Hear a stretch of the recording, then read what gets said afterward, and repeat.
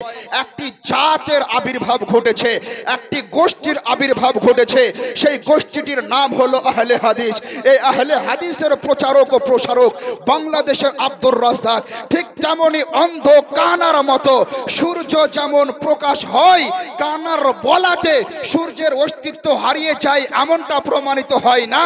ঠিক তেমনি আব্দুর রাজ্জাক বলুক, অথবা তার সন্তান আব্দুল্লাহ বলুক, অথবা মুহসিন বলুক, অথবা রাহুল বলুক, অথবা বিমল বলুক, অথবা মুমতাজুল বলুক, অথবা পেট মোটা ডাবচোর যে কেউ বলুক না কেন, যে শাবান মাসের 15তম রাত্রির কোনো অস্তিত্ব নাই, তার মানে ভাবতে হবে তাদের পেটগুলো মোটা থাকতে পারে, আগাল কাটা থাকতে পারে, নাও থাকতে পারে, কোনো গ্যারান্টি নাই। ওই অন্ধ লোকের মতো অবস্থা, যে অন্ধ লোক তার কথায় বিশ্বাস করা যাবে না সূর্য আছে কিনা, ঠিক তেমনই তাদের বক্তব্য। কৌতূহল আরম্ভ হলো, আশ্চর্য ফিল হতে আরম্ভ করলো। আল্লাহ সুবহানাহু ওয়া তাআলা গায়বী আওয়াজ দিয়ে ঈসা আলাইহিস সালামকে বললেন, ওগো আমার নবী ঈসা, তুমি ছোট্ট একটা এই পাথর দেখার পর ব্যাপক আশ্চর্য হয়েছো। এই পাথরের ভেতর কি আছে সেটা যদি আমি আল্লাহ প্রকাশ করে দেই, তা দেখার পর আরো আশ্চর্য হবে। আল্লাহর নবী ঈসা আলাইহিস সালাম এই কথা শোনার পর আরো আশ্চর্য হলেন। তার ভেতরে কৌতূহল হতে আরম্ভ হলো, না জানি কি এমন দৃশ্য এই পাথরের মধ্যে আছে। তিনি আবেদন করলেন, মাওলা, সত্যি যদি এর ভেতরে কোনো আশ্চর্যজনক দৃশ্য থাকে সেটা আমার সামনে প্রকাশ করে দাও, আমি সেটা দেখতে চাই। আল্লাহ রাব্বুল আলামিন সেই পাথরটা দুই ভাগে ভাগ করে দিলেন। দুই ভাগে যখন পাথরটা ভাগ হয়ে গেল, আল্লাহর নবী ঈসা আলাইহিস সালাম সেই পাথরের মধ্যে দেখলেন একটা প্রবাহিত নদী বয়ে যাচ্ছে, আর একটি আঙ্গুরের গাছ রয়েছে, তার মধ্যে একজন ব্যক্তি ইবাদতে মশগুল রয়েছে। জোরে বলুন না সুবহানাল্লাহ। এই দৃশ্য দেখার পর তিনি আরো আশ্চর্য হলেন, বললেন, মাওলা, এত ছোট্ট একটা পাথর তুমি দ্বিখণ্ড করলে, আমার সামনে ওপেন করলে, আমি সেই পাথরের ভেতরের দৃশ্য দেখে আরো আশ্চর্য হলাম। ছোট্ট একটা পাথরের মধ্যে প্রবাহিত নদী, একটা আঙ্গুরের গাছ, তোমার একজন বান্দা নামাজ পড়ছে। হযরতে ঈসা আলাইহিস সালামকে বলছেন, ও আমার নবী ঈসা, তুমি আরো আশ্চর্য হবে যদি তুমি আমার এই বান্দার সাথে কথা বলো। আল্লাহর নবী ঈসা আলাইহিস সালাম সেই আল্লাহর বান্দাকে জিজ্ঞাসা করলেন, তোমার পরিচয় কি, তুমি এখানে কতদিন থেকে আছো? সেই ব্যক্তি বলেছিলেন, আমি হলাম মুসা আলাইহিস সালামের উম্মত। আমি এই পাথরের মধ্যে 400 বছর ধরে ইবাদত করছি। যখন আমি ক্ষুধার্ত হই তখন আমি এই আঙ্গুর গাছের ফল আঙ্গুর ছিঁড়ে আমি আমার খিদা মিটিয়ে থাকি। যখন আমি পিপাসিত হই তখন আমি এই প্রবাহিত নদীর জল থেকে পানি পান করে আমি আমার পিপাসিতকে বুঝিয়ে থাকি। আল্লাহর নবী ঈসা আলাইহিস সালাম বড় আশ্চর্য হলেন। একজন ব্যক্তি যদি কোনো একটা নিরিবিলি জায়গায়, নির্জন জায়গায় 400 বছর ইবাদত করে, সেই ব্যক্তি কিভাবে রুকু করছে পৃথিবীর অন্য কোনো মানুষ দেখছে না। সেই ব্যক্তি কিভাবে সিজদা করছে পৃথিবীর অন্য কোনো মানুষ দেখছে না।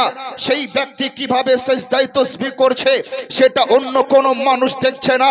কিয়াম অবস্থায় কতক্ষণ দাঁড়িয়ে থাকছে পৃথিবীর অন্য কোনো মানুষ দেখছে না। 400 বছর ধরে যদি নিরিবিলি নিরঞ্জন জায়গায় কোনো একটা ব্যক্তি ইবাদত করে, ইবাদত করাকালীন তার হৃদয়ের মধ্যে অহংকার প্রবেশ করতে পারে না, রিয়া প্রবেশ করতে পারে না, হামবড়াই প্রবেশ করতে পারে না, তাহলে কি বোঝা যায়? যেই ব্যক্তি একটা ছোট্ট নিরালা জায়গায় 400 বছর ইবাদত করে, তার ইবাদতের সমতুল্য পৃথিবীর অন্য কোনো ইবাদত গুজার বান্দার ইবাদত হতে পারে না। এমন কথা যখন তার ভিতরে চলতে আরম্ভ করেছে, মাওলায়ে কায়নাত ঈসা পয়গম্বরকে ডাক দিয়ে বলতে আরম্ভ করেছেন, ওগো নবী ঈসা রুহুল্লাহ, তুমি আশ্চর্য হয়ো না, আমি তোমার শেষে একজন নবীকে প্রেরণ করব, তার নাম হবে মুহাম্মদুর রাসূলুল্লাহ। সেই মুহাম্মদুর রাসূলুল্লাহর উম্মতকে এমন একটা মাস দান করব, আর সেই মাসের এমন একটা রাত দান করব, সেই রাতে যদি মুহাম্মদুর রাসূলুল্লাহর কোন উম্মত 2 রাকাত নামাজ পড়ে, আমি রব্বে কাদির মুসা আলাইহিস সালামের উম্মত 400 বছর ইবাদত করে যে সওয়াব অর্জন না করতে পেরেছে, তার থেকে বেশি সওয়াব আমি উম্মতে মুহাম্মদের আমল নামায় দান করে দেব। नारे तकबीर, नारे रिसालत, मसलाक आला हजरत, मसलाक इमाम आजम और से इमाम आजम हजरत मुफ्ती मौलाना मोहम्मद अय्यूब अली कादरी साहिब। नारे तकबीर, नारे रिसालत। আল্লাহর নবী মুসা আলাইহিস সালাম তার উম্মত ছোট্ট জায়গায়, নিরিবিলি জায়গায়, নিরঞ্জন জায়গায়, একাকী অবস্থায় 400 বছর ইবাদত করে যে সওয়াব না পেয়েছেন, উম্মতে মুহাম্মাদীকে আল্লাহ তাআলা শাবান মাসের একটি রাত দান করেছেন। সেই রাতের এক অংশে যদি কেউ 2 রাকাত নামাজ পড়ে, ওই সেই ব্যক্তি 400 বছর ইবাদত করে যে সওয়াব না পেয়েছে, তার থেকে বেশি সওয়াব দান করা হবে। সেই রাতটা কোন রাত? সেই রাতটা এই শাবান মাসের 15তম রাত। জোরে বলুন না সুবহানাল্লাহ। সুবহানাল্লাহ। সম্মানিত হাজিরিন, এই শাবান মাসের আরো অনেক ফজিলত রয়েছে। হযরতে মুআজ বিন জাবাল রাদিয়াল্লাহু তাআলা আনহু থেকে বর্ণিত, তিনি বলেন, রাসূল আরবি সরওয়ারে কায়নাত সাল্লাল্লাহু আলাইহি সাল্লাম ইরশাদ করেছেন, শাবান মাসের 15তম রাত্রিতে আল্লাহর রহমত প্রথম আকাশে আসার পর ঘোষণা করেন, হে পৃথিবীতে বসবাসকারী মানব জাতি, তোমরা কে এমন আছো কল্যাণ চাও, আমি আল্লাহর কাছে কল্যাণ চাও, আমি তোমাদেরকে কল্যাণ দান করব। কে তোমরা গুনাহ করেছো, আমি আল্লাহর কাছে মাফ চাও, আমি আল্লাহ তোমাদের মাগফিরাত করে দেব। সম্মানিত হাজিরিন, এমন ঘোষণা সেই রাতের শুরু লগ্ন থেকে একদম সকাল পর্যন্ত হতে থাকে। তাহলে কি বোঝা গেল? শাবান মাসের 15তম রাত্রিটা একটা গুরুত্বপূর্ণ রাত, একটা ফজিলতপূর্ণ রাত, একটা রহমতপূর্ণ রাত, একটা বরকতপূর্ণ রাত। সেই বরকতপূর্ণ রাতে বরকত হাসিল তারাই করতে পারবে যাদের হৃদয়ের মধ্যে সিদ্দিকে আকবরের যে মহব্বত নবীর সাথে ছিল, সেই মহব্বতের সদকা রয়েছে। এই ফজিলতপূর্ণ রাতের ফজিলত তারাই অর্জন করতে পারবে যাদের হৃদয়ের মধ্যে ওমরে ফারুকে আজমের মহব্বত নবীর সাথে যেমন ছিল, সেই মহব্বতের সদকা হৃদয়ের মধ্যে আছে। হ্যাঁ হ্যাঁ হ্যাঁ মুসলমান, এই রাতটা এমনই একটা গুরুত্বপূর্ণ রাত, এমনই একটা ফজিলতপূর্ণ রাত।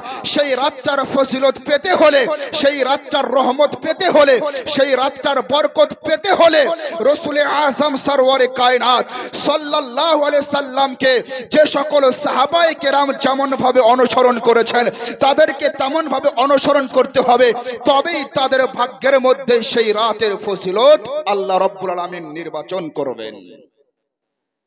যদি এমন অবস্থা হয়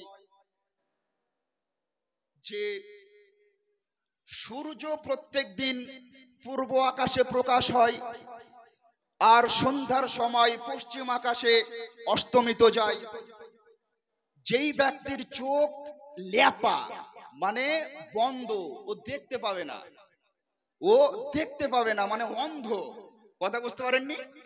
যে অন্ধ, চোখ আছে কিন্তু চোখের দৃষ্টি নাই, ও যে দেখবে দেখার মতো ক্ষমতা নাই, সেই ব্যক্তি যদি বলে সূর্যের কোনো অস্তিত্ব নাই, সূর্য বলে কোনো জিনিস নাই, সূর্য আলো পৃথিবীতে দেয়, এটা মহা মিথ্যা কথা। তার কথা মানা যাবে?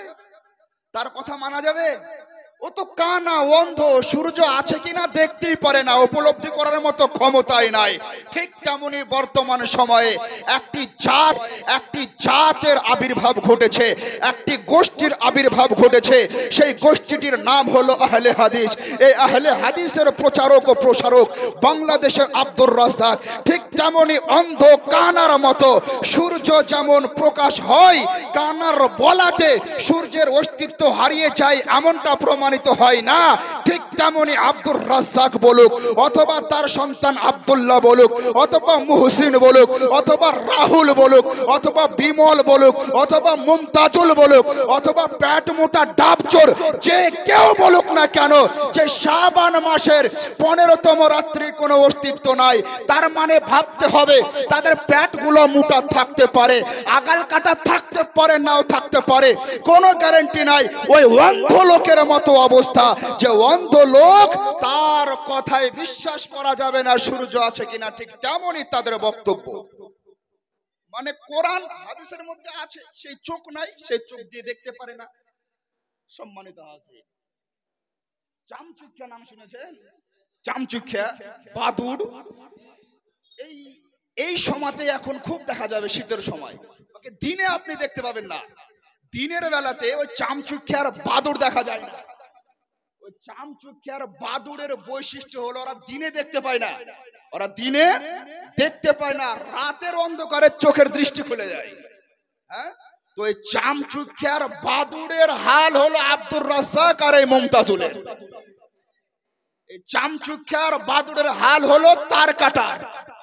সম্মানিত হাজরিন, আমরা সেই চোখ দিয়ে দেখি যেই চোখ দিয়ে আবু বকর সিদ্দিক রাদিয়াল্লাহু তাআলা আনহু রাসূল পাককে দেখেছিলেন।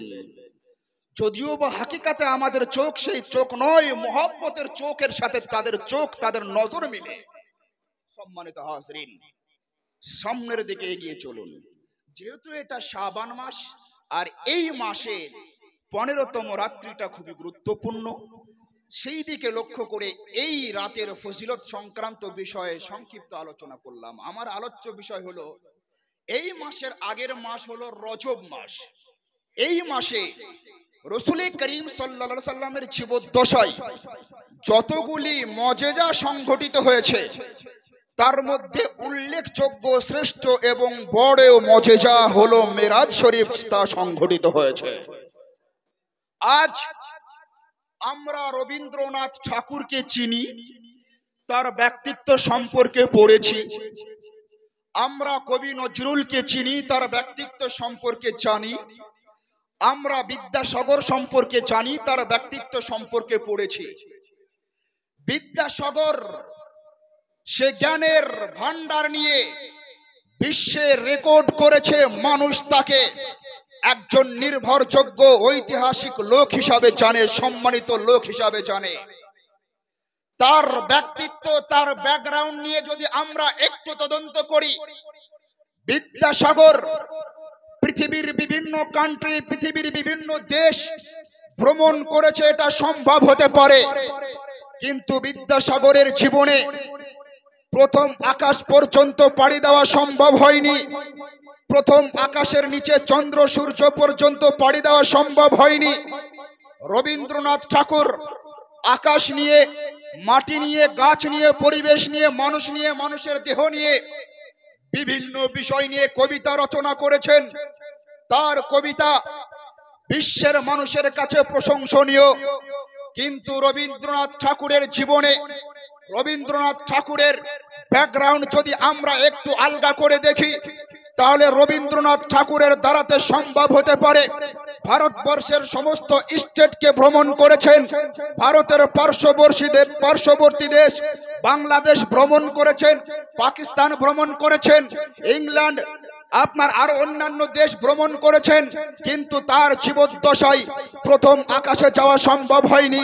প্রথম আকাশের নিচে সূর্য পর্যন্ত পৌঁছানো সম্ভব হয়নি, চন্দ্র পর্যন্ত পৌঁছানো সম্ভব হয়নি, তারকা পর্যন্ত পৌঁছানো সম্ভব হয়নি। এমন করে পৃথিবীর আরো অন্যান্য ঐতিহাসিকদের জীবনী যদি আমরা উঠিয়ে দেখি, ভৌগোলিকদের জীবনী যদি উঠিয়ে দেখি, ঐতিহাসিকদের জীবনী যদি উঠিয়ে দেখি, সায়েন্সদানদের জীবন যদি উঠিয়ে দেখি, তাহলে তাদের দ্বারাতে কারো সম্ভব হয়েছে আপনার তারা চন্দ্র পর্যন্ত যেতে পেরেছে। চন্দ্রে যাওয়ার পরে সারাটা চন্দ্রকে ভ্রমণ করে তার মধ্যে কি আছে না আছে তা সংগ্রহ করে পৃথিবীর মানুষের সামনে উপস্থাপন করেছে। এটা তাদের দ্বারাতে সম্ভব হতে পারে, কিন্তু বিরাদারানে ইসলাম আপনার পশ্চিম থেকে পূর্ব পর্যন্ত, উত্তর থেকে দক্ষিণ পর্যন্ত, আকাশের নিচে জমিনের ওপরে কোন দেশের কোন মায়ের সন্তান আজও পর্যন্ত প্রথম আকাশ পর্যন্ত যেতে পারেনি।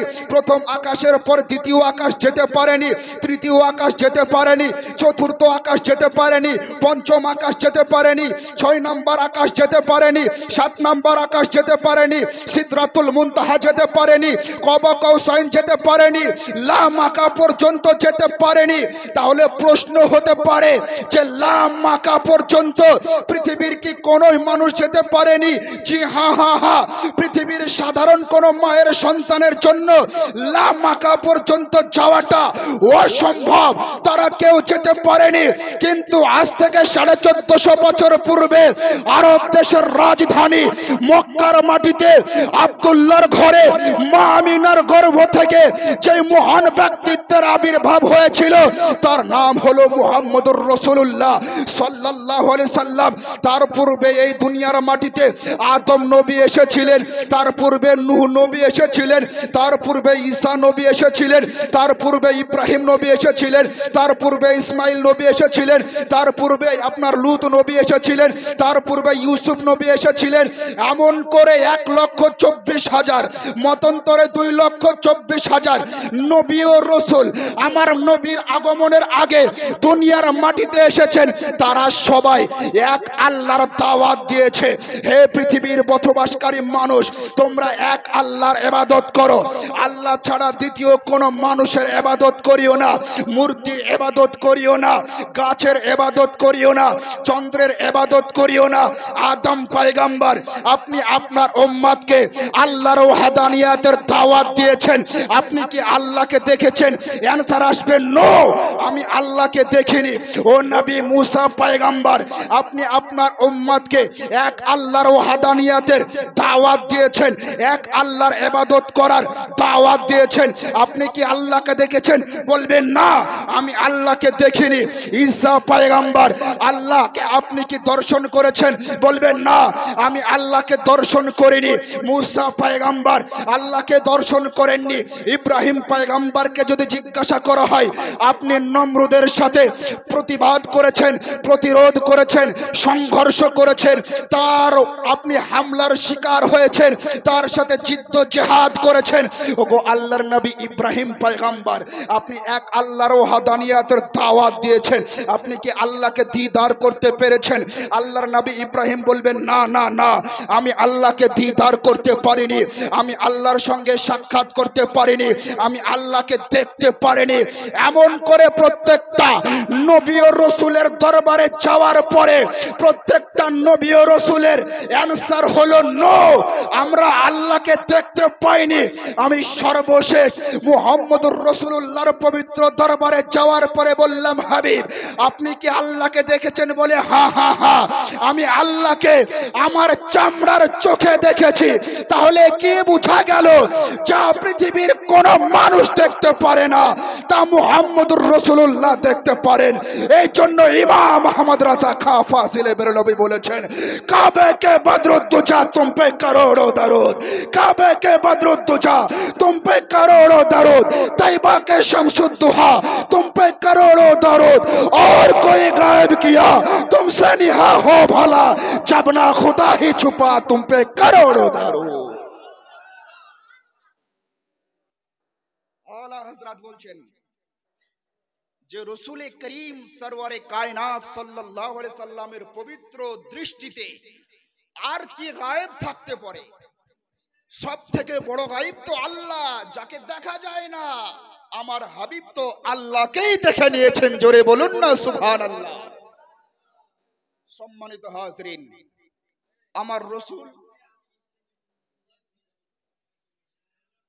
রাসূল সরওয়ারে কায়নাত ফখরে মওজুদাত নবী মুহাম্মদুর রাসূলুল্লাহ সাল্লাল্লাহু আলাইহি সাল্লাম এই গত রজব মাসের 27 তারিখ যেই দিনটা ছিল, এই দিনে আজ থেকে 1450 বছর পূর্বে মক্কা শরীফ থেকে বাইতুল মুকাদ্দাস পর্যন্ত ভ্রমণ করেছিলেন। বাইতুল মুকাদ্দাস থেকে প্রথম আকাশ ভ্রমণ করেছিলেন, প্রথম আকাশ থেকে দ্বিতীয় আকাশ ভ্রমণ করেছিলেন, সপ্তম আকাশকে অতিক্রম করে লা মাকা পর্যন্ত পৌঁছে রবের দিদার লাভ করে রবের পক্ষ থেকে দুনিয়ার মাটিতে আসার সময় 50 ওয়াক্তের নামাজ উপহার নিয়ে আসছিলেন। আল্লাহর নবী মুহাম্মদ আরবি সাল্লাল্লাহু আলাইহি সাল্লাম যখন রবের দরবার থেকে 50 ওয়াক্তের নামাজ নিয়ে দুনিয়ার মাটিতে অবতরণ করার জন্য রবের দরবার থেকে ভ্রমণ শুরু করেছেন, আপনার 6 নম্বর আকাশে আল্লাহর নবী মুসা আলাইহিস সালামের সঙ্গে সাক্ষাৎ হয়েছিল। আল্লাহর নবী মুসা আলাইহিস সালাম বলেছিলেন, ইয়া রাসূলুল্লাহ, ইয়া হাবিবাল্লাহ, আপনি তো রবকে দর্শন করলেন, আপনি তো আল্লাহর সঙ্গে কথা বললেন, আপনি তো আল্লাহর দিদার লাভ করলেন। ওগো আল্লাহর নবী মুহাম্মদ আরবি সাল্লাল্লাহু আলাইহি সাল্লাম, আপনি আল্লাহর দরবারে মেহমান হয়ে গিয়েছিলেন, আল্লাহর দরবারে গেস্ট হয়ে গিয়েছিলেন, আল্লাহর দরবারে অতিথি হয়ে গিয়েছিলেন। ওগো আল্লাহর নবী মুহাম্মদ আরবি সাল্লাল্লাহু আলাইহি সাল্লাম, আল্লাহ আপনাকে দুনিয়ার মাটিতে ফেরার জন্য কি দান করেছেন, কি উপহার দিয়েছেন। আল্লাহর নবী দো জাহানের বাদশা সরওয়ারে কায়নাত সাল্লাল্লাহু আলাইহি সাল্লাম হযরতে মুসা আলাইহিস সালামকে বলেছিলেন, রব্বে কাদির, আমি মুস্তাফার উপরে খুশি হয়ে আমার উম্মতের জন্য 50 ওয়াক্তের নামাজ দান করেছেন। আল্লাহর নবী মুসা আলাইহিস সালাম বলেছিলেন, ইয়া রাসূলুল্লাহ, ইয়া হাবিবাল্লাহ, আপনার উম্মত 50 ওয়াক্তের নামাজ আদায় করতে পারবে না, আপনি রবের দরবারে ফিরে যান, কিছুটা কম করিয়ে আনুন। আল্লাহর নবী মুহাম্মদ আরবি সাল্লাল্লাহু আলাইহি সাল্লাম রবের দরবারে পুনরায় ফিরে যান, বলে, মাওলা, আমার উম্মত 50 ওয়াক্ত নামাজ পড়ার ক্ষমতা রাখে না, আপনি কিছুটা কম করিয়ে দিন। রব্বে কাদির 5 ওয়াক্তের নামাজকে মাইনাস করে দিলেন, 5 ওয়াক্তের নামাজকে কম করিয়ে দিলেন।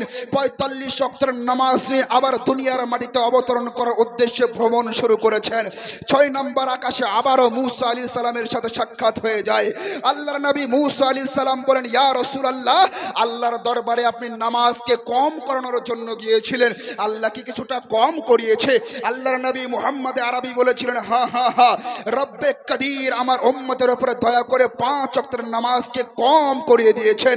আল্লাহর নবী মুসা আলাইহিস সালাম বললেন, ইয়া রাসূলুল্লাহ, আপনার উম্মত এই 45 ওয়াক্তের নামাজও আদায় করতে পারবে না, আপনি দয়া করে আবার রবের দরবারে ফিরে যান, আরো কিছুটা কম করিয়ে আনুন না। আল্লাহর নবী সাল্লাল্লাহু আলাইহি সাল্লাম রবের দরবারে পুনরায় ফিরে যান, বলে, মাওলা, আমার উম্মত 45 ওয়াক্তের নামাজ পড়ার মতো ক্ষমতা রাখে না, আপনি কিছুটা কম করিয়ে দিন। রব্বে কায়নাত আরো 5 ওয়াক্তের নামাজকে কম করিয়ে দিলেন। 40 ওয়াক্তের নামাজ নিয়ে মদিনাওয়ালা মুস্তাফা দুনিয়ার মাটিতে অবতরণ করার উদ্দেশ্যে আবার সফর শুরু করলেন। 6 নম্বর আকাশে মুসা আলাইহিস সালামের সাথে আবার সাক্ষাৎ হয়ে যায়। আল্লাহর নবী মুসা আলাইহিস সালাম বলেন, ইয়া রাসূলুল্লাহ, কতটা কম করিয়েছে? বলে, এবার আরো 5 কম করিয়েছে, 40 ওয়াক্ত রয়েছে। আল্লাহর নবী মুসা আলাইহিস সালাম বললেন, না না না, আপনার উম্মতে 40 ওয়াক্তের নামাজ আদায় করতে পারবে না, আপনার উম্মতে 40 ওয়াক্তের নামাজও পড়তে পারবে না, আপনি রবের দরবারে ফিরে যান, আবার কিছুটা কম করিয়ে আনুন। আল্লাহর নবী মুহাম্মদ আরবি সাল্লাল্লাহু আলাইহি সাল্লাম রবের দরবারে ফিরে যাওয়ার পরে বলে, মাওলা, আমার উম্মত 40 ওয়াক্তের নামাজও আদায় করতে পারবে না, আপনি কিছুটা আরো কম করিয়ে দিন। আরো 5 ওয়াক্তের নামাজকে কম করিয়ে দেওয়া হলো। আবার দুনিয়ার মাটিতে অবতরণ করার সময় মুসা আলাইহিস সালামের সঙ্গে সাক্ষাৎ হলো। এমন করে বারবার গিয়ে 45 ওয়াক্তের নামাজকে কম করিয়ে যখন 5 ওয়াক্তের নামাজকে নিয়ে দুনিয়ার মাটিতে আসবেন, তখন মাওলা বলে, হাবিব, আমি রব্বে কাদির আপনার উপরে খুশি হয়ে 50 ওয়াক্তের নামাজকে ফরজ করেছিলাম, আপনার ওসিলায়, আপনার কারণে, আপনার দরদি উম্মতের উপরে মায়া করে আমি 45 ওয়াক্তের নামাজকে কম তো করিয়ে দিয়েছি, কিন্তু হাবিব, আপনি আপনার উম্মতদেরকে জানিয়ে দিন, হে আমার উম্মত উম্মতি, রব্বে কাদির আজকের রজনীতে আমি মুস্তাফার উপরে 50 ওয়াক্তের নামাজ দান করেছিল তোমাদের সহজের জন্য, তোমাদের আসানির জন্য 45 ওয়াক্তের নামাজকে মাফ করে দিয়েছে। কিন্তু আমার উম্মতি, তোমাদের জন্য যে 5 ওয়াক্ত নামাজ রয়েছে, এই 5 ওয়াক্ত নামাজকে যদি তোমরা নিয়মিত পাঠ করো, নিয়মিত আদায় করো, রব্বে কাদির তোমাদেরকে 50 ওয়াক্ত নামাজের সওয়াব দান করে দেবে। সম্মানিত হাজরিন, ওই কানা অন্ধ, ওই যে বলেছিলাম না বাদুড় আর চামচিক্ষা, বলে ওসিলা হারাম, ওসিলা শিরিক, ওসিলা বেদাত। আল্লাহ তুমি আমার দোয়াকে কবুল করো তোমার হাবিবের ওসিলায়। বলে না না না না, এটা শিরিক। সরাসরি আল্লাহর কাছে চাও, সরাসরি আল্লাহর কাছে চাও। কোন ব্যক্তির ব্যক্তিত্বকে কেন্দ্র করে ওসিলা নিয়ে দোয়া করবে না, তাদের বক্তব্য। তাহলে এবার আধলা কানা আর চামচিক্ষা বাদুরদের অবস্থা কি হবে? যদি ওসিলা সত্যিকারেই ছাড়তে হয়, তাহলে তাদের বাপ দাদা 14 গোষ্ঠী আজ থেকে 1450 বছর আগে থেকে 50 ওয়াক্তের নামাজ পড়েনি, 5 ওয়াক্তের নামাজ পড়েছে। তাদের উত্তরসূরি যতগুলো ছিল সবার মাথায় প্রত্যেক দিনের তরে 45 ওয়াক্ত করে নামাজ কাজা রয়ে গেল। আর ওরাও যারা আজ 5 ওয়াক্ত করছে, ওদেরও প্রত্যেক দিনের 5 ওয়াক্ত করে কাজা থেকে যাবে। কারণ ওসিলার মাধ্যমেই তো 45 ওয়াক্তের নামাজ মাফ হয়েছিল। ওসিলাটা কি ছিল? হযরতে মুসা আলাইহিস সালাম। সম্মানিত হাজরিন, আমরা বলি যে আল্লাহর নবী দো জাহানের বাদশা সাল্লাল্লাহু আলাইহি সাল্লাম ইলমে গায়েব জানেন, অদৃশ্যের জ্ঞান রাসূল করিম সাল্লাল্লাহু আলাইহি সাল্লামকে দেওয়া হয়েছিল। তো ওরা তো অদৃশ্যের জ্ঞানকে অস্বীকার করে, তো দলিল দিতে গিয়ে একটা যুক্তি পেশ করে থাকে আর সাধারণ মানুষের মগজকে ধোলাই করে এইভাবে যে মেরাজের রাত্রিতে আল্লাহর নবী মুহাম্মদ সাল্লাল্লাহু আলাইহি সাল্লাম আল্লাহর পক্ষ থেকে 50 ওয়াক্তের নামাজ নিয়ে দুনিয়ার মাটিতে আসছিলেন। তো নবী যদি ইলমে গায়েব জানতেন, তাহলে আগে বুঝতে পারলেন না যে তার উম্মত 50 ওয়াক্তের নামাজ আদায় করতে পারবে না? এইভাবে নবীর শানে প্রশ্ন খাড়া করে দেয় যে মুসা আলাইহিস সালামের মাধ্যমটাকে কেন্দ্র করে।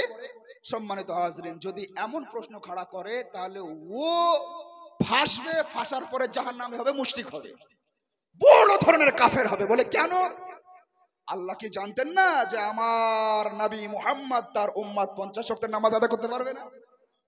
আল্লাহর শানে এমন প্রশ্ন দাঁড়িয়ে যায় না? সম্মানিত হাজরিন, এদেরকে বলা হয় আধলা কানা। কি কানা বলা হয়? আধলা কানা। আধলা কানাদের অবস্থা এমন হয়েছে যে এরা আপনার ছলে বলে কৌশলে লজিক দিয়ে উদাহরণ দিয়ে যে কোনো মানুষের যে কোনো মুহূর্তে ঈমানকে নষ্ট করতে আরম্ভ করেছে। সম্মানিত হাজরিন, আল্লাহর নবী দো জাহানের বাদশা সাল্লাল্লাহু আলাইহি সাল্লাম আজ থেকে 1450 বছর আগে পবিত্র জবানে বলে দিয়েছেন কিয়ামত সংঘটিত হবে। কিয়ামত হওয়ার পূর্বে কিছু কিয়ামতের নিশানি প্রকাশ হবে, কিছু কিয়ামতের আলামত প্রকাশ হবে। তা এমন যে ঈমানদার সকালে থাকবে, সন্ধ্যার সময় বেঈমান হয়ে যাবে। সন্ধ্যার সময় ঈমানদার আর সকালবেলাতে কি হবে? বেঈমান, ঈমান হারা। সম্মানিত হাজরিন, সে সমস্ত লক্ষণগুলো প্রকাশ হতে আরম্ভ করেছে। আমাদের হৃদয়ের সর্বোচ্চ জায়গায় মুহাম্মদ আরবি সাল্লাল্লাহু আলাইহি সাল্লামকে স্থান দিয়ে মহব্বত করতে হবে।